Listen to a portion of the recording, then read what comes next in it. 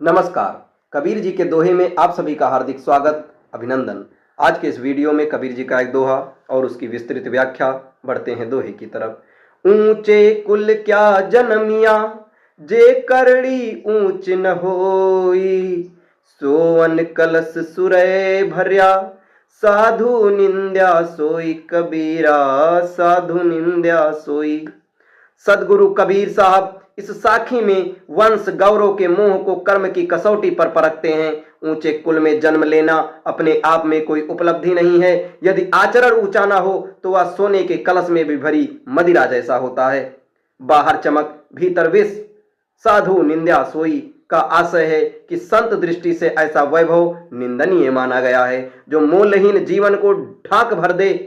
असली मान उस जीवन का है जिसमें सत्य हो, करुणा हो और न्याय प्रत्यक्ष हो।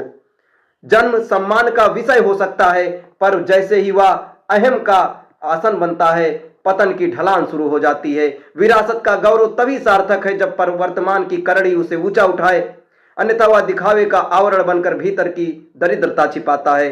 सदगुरु कबीर साहब संकेत देते हैं कि पहचान और उपाधि से अधिक विश्वसनीय रोज का व्यवहार जो जितना सत्यनिष्ठ और करुणामय, वही उतना ऊंचा, चाहे कुल कैसा भी हो उसका।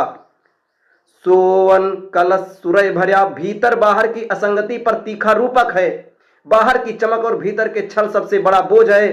सामाजिक इमेज बचाने के चक्कर में झूठ, श्रेय, लालसा और पक्षपात, ये सब धीरे धीरे चेतना को कलुषित करते हैं। जो व्यक्ति भीतर और बाहर को एक करता है ना, वही कलश को अमृत से भरता है। वाणी सरल, कर्म न्यायपूर्ण, निर्णय ईमानदार, तभी कुल भी सुशोभित होता है और व्यक्ति भी। समाज तभी स्वस्थ बनता है जब योग्यता कुल से ऊपर बैठती है। वंश बल पर खड़ा अहम अवसरों को संकुचित करता है, जबकि कर्म आधारित मान सबको आगे बढ़ने का मौका देता है। साधु दृष्टि में ऊंचाई पद, धन या वंश में नहीं, बल्कि विनय, सत्य और सेवा में है। इन्हीं से नेतृत्व, विश्वसनीयता और समुदाय में भरोसा पनपता है। व्यक्ति के स्तर पर यह साखी रोज की आत्म जागता मनाती है। क्या मेरे निर्णय ईमानदार हैं? क्या श्रेय बांटता हूं? क्या गलती मानकर सुधार करता हूं? क्या कमजोर की तरफ खड़ा हो पाता हूं? आचरण ऊंचा होना कठिन पर संभव मार्ग है। छोटे छोटे सत्य कर्म, अस्पष्ट सीमाएं, निष्पक्षता और निरंतर सीख, यही वे ईंट हैं जो कुल नाम से बड़ी इमारत खड़ी करती हैं।